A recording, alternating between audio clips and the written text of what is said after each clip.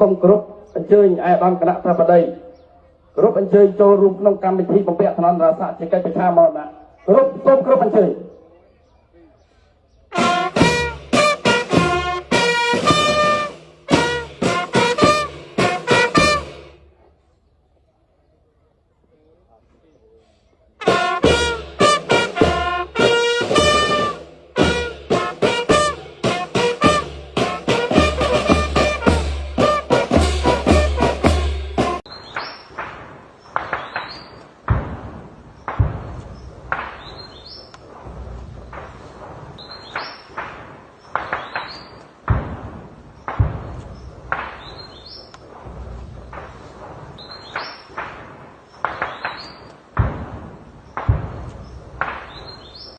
ทรงนี้ไม่มีอะไรมากหรอกนะฮะ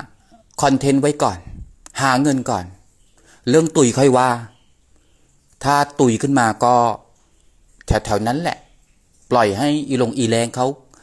เป็นอาหารว่างของเขาไปนะ